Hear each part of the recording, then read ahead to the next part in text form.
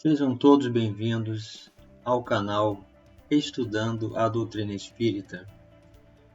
Estamos buscando o entendimento da origem, do surgimento da doutrina espírita. Então, todo aquele trabalho que o missionário Hippolyte Léon Denisard Rivaio, o Allan Kardec, passou a observar dos fenômenos de efeitos físicos das mesas girantes, descobriu que existia algo por trás desses fenômenos, que não havia manipulação das pessoas ali envolvidas no processo. E ao realizar perguntas, descobriu que poderia evoluir para o mecanismo de acessibilidade a essa inteligência, que foi sugerida usasse um lápis preso a uma cestinha que passou a escrever pelo fenômeno da escrita direta, graças à doação de recursos de médiuns que ali se encontravam, para oferecer então a possibilidade do intercâmbio. E o mecanismo foi evoluindo. Na introdução do Livro dos Espíritos, nós podemos ver todo esse processo. Já estamos no item de número 5. Então, por favor, acompanhe comigo aqui. A introdução do Livro dos Espíritos, item 5.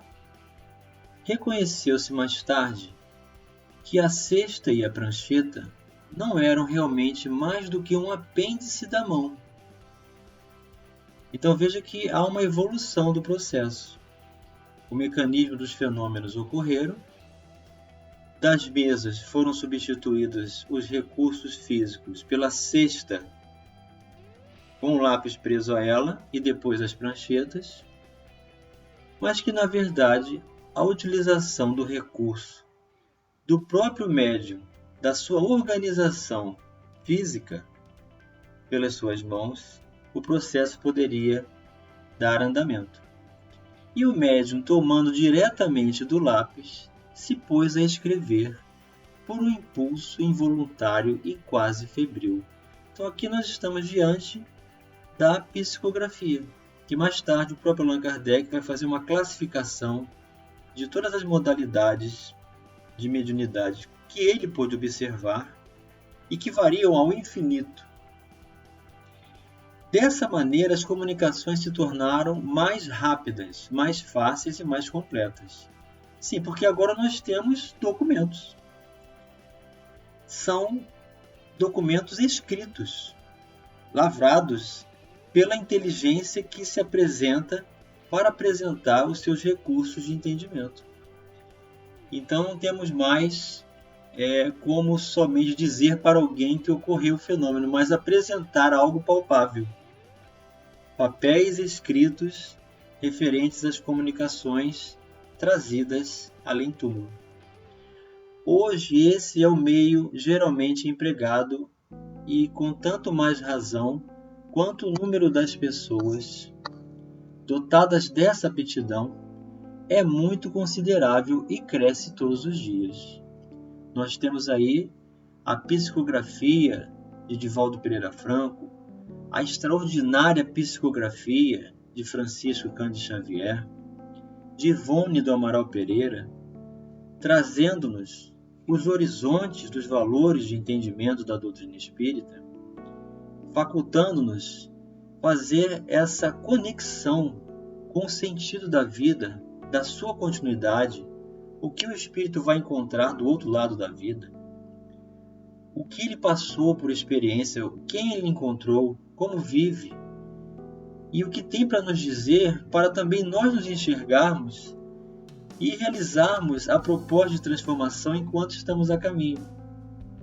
Então ninguém vai mais poder dizer que nunca ninguém veio de lá para dizer o que acontece, porque os espíritos estão aí para nos dizer. Então, finalmente a experiência deu a conhecer muitas outras variedades da faculdade mediadora, vindo-se a saber que as comunicações podiam igualmente ser transmitidas pela palavra. Olha aí, a outra modalidade de mediunidade. que inicialmente Kardec falou sendo os médiuns falantes, e depois evoluiu para o termo psicofonia. Não só pela palavra, mas também pela audição, pela visão, pelo tato. Então são tantas outras classificações dos médiuns que nós vamos abordar mais adiante durante o nosso estudo. E até pela escrita direta dos espíritos, isto é, sem o concurso da mão do médium nem do lápis. Isso aconteceu no primeiro livro que se tem notícia conhecido da história, que são as tábuas do profeta Moisés. O primeiro livro que existe, que se tem notícia, conhecido na história, é o livro de pedra, que foi escrito diretamente por esse fenômeno, o fenômeno da escrita direta. E aí Moisés trouxe ao povo os 10 mandamentos. Moisés era um extraordinário médium de efeitos físicos. Também vamos abordar isso mais adiante. E aí isso não é necessário nem o concurso da mão do médium, nem do lápis, mas porque essa faculdade existe.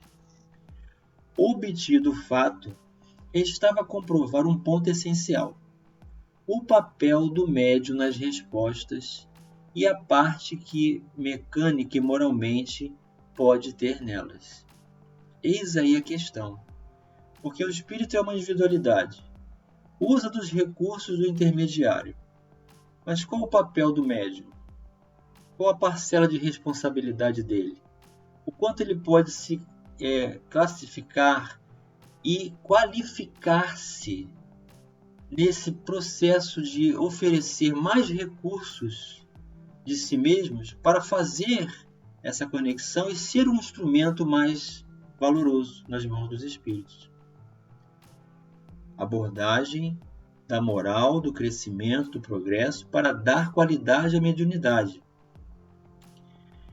Duas circunstâncias capitais que não escapariam a um observador atento tornam possível resolver-se a questão.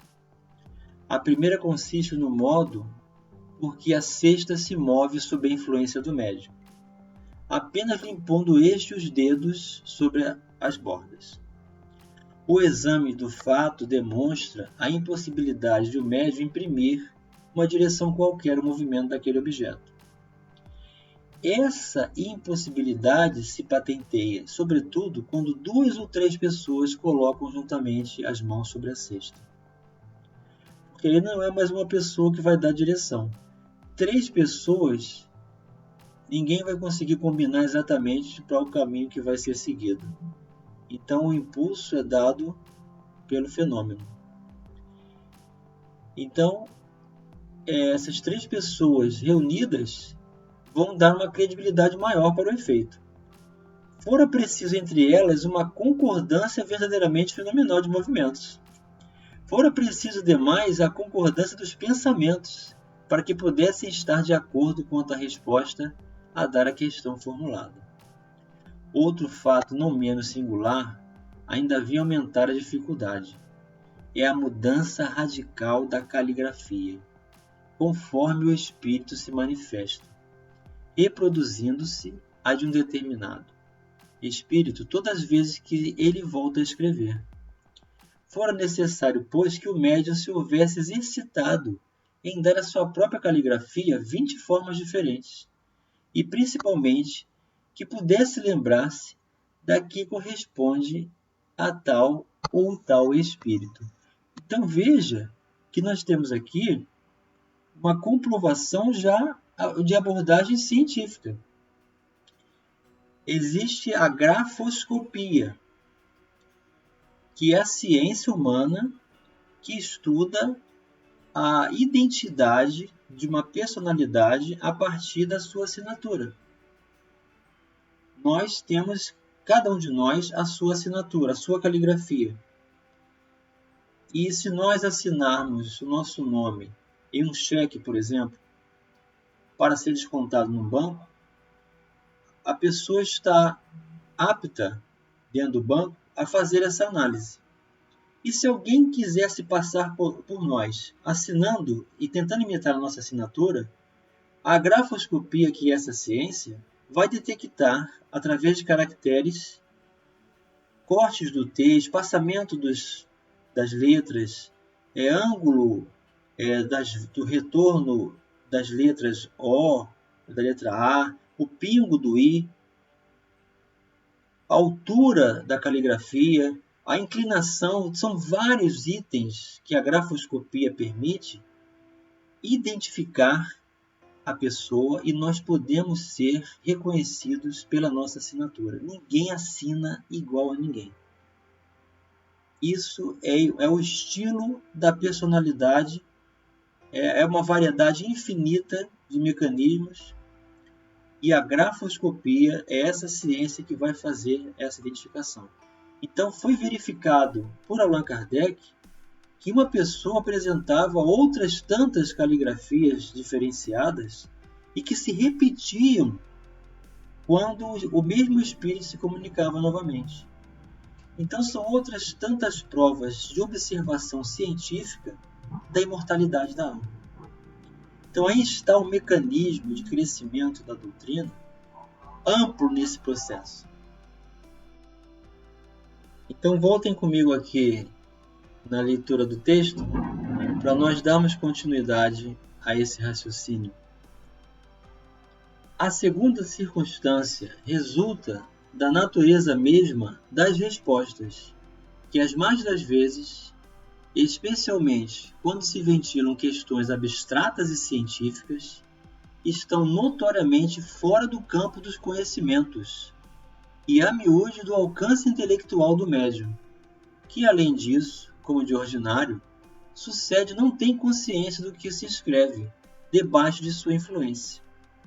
E frequentemente não entende ou não compreende a questão proposta, pois que esta ou pode ser num idioma que ele desconheça, ou mesmo mentalmente, podendo a resposta ser dada nesse idioma.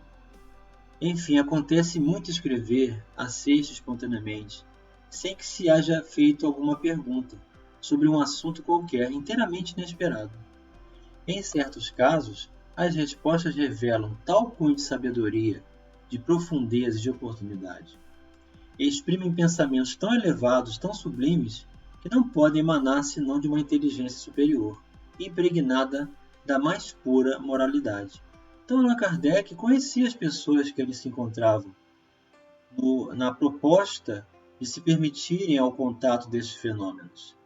E as mensagens que eram trazidas, ele como tinha formação acadêmica, ele como tinha a capacidade intelectual muito desenvolvida, conhecedor de vários idiomas, com livros de gramática, de matemática, de biologia, dava aulas gratuitas de diversas matérias, de conhecimento das ciências, da bioquímica, de história, de humanas. Então, ele era uma pessoa assim, dotada de um leque enorme de conhecimentos e as pessoas que ele se encontrava não tinham condição de dar essa resposta das perguntas que ele fazia.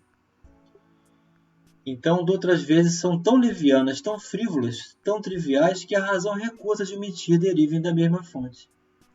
Tal diversidade de linguagem não se pode explicar senão pela diversidade das inteligências que se manifestam. E essas inteligências estão na humanidade ou fora da humanidade? Este é o ponto a esclarecer-se, e cuja explicação se encontrará completa nessa obra, como deram os próprios Espíritos. Então, nós vamos conhecer nessa obra juntos essa grande apresentação da humanidade que habita o universo inteiro, não só de seres corpóreos no plano terrestre, mas também no mundo espiritual, dos próprios Espíritos.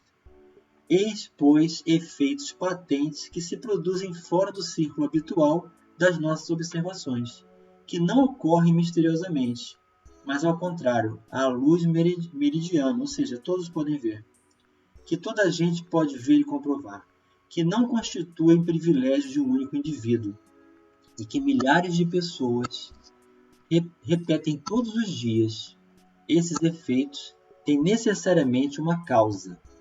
E do momento que denota a ação de uma inteligência e de uma vontade, saem do domínio puramente físico. Muitas teorias foram engendradas a este respeito. Examiná-las-emos dentro em pouco e veremos se são capazes de oferecer a explicação de todos os fatos que se observam. Admitamos, enquanto não chegamos até lá, a existência de seres distintos dos humanos, pois que esta é a explicação ministrada pelas inteligências que se manifestam, e vejamos o que elas nos dizem. Então, essas conclusões, essa predisposição de Allan Kardec de buscar o novo e não se basear em julgamentos ou decisões apressadas que não condizem com as observações do que ele está reconhecendo. Então, são várias inteligências com diversos níveis morais e intelectuais, diversos níveis de sabedoria, de experiências, com personalidades caracterizadas pelas suas caligrafias, que vêm apresentar conhecimentos diferenciados do grupo que ele se encontrava. São tantos fatos que merecem uma grande abordagem científica. Nós vamos acompanhar Allan Kardec nessa jornada e vamos concluir juntos esses valores dessa oportunidade de estudo que estamos realizando. Então não se esqueça de se inscrever no canal, de ativar lá o sininho, se comunicar conosco. Mande a sua mensagem, mande sua pergunta. Se você está gostando desse estudo, se você tem alguma sugestão, escreva para logicaesentimento@gmail.com. Um grande abraço e até o próximo vídeo.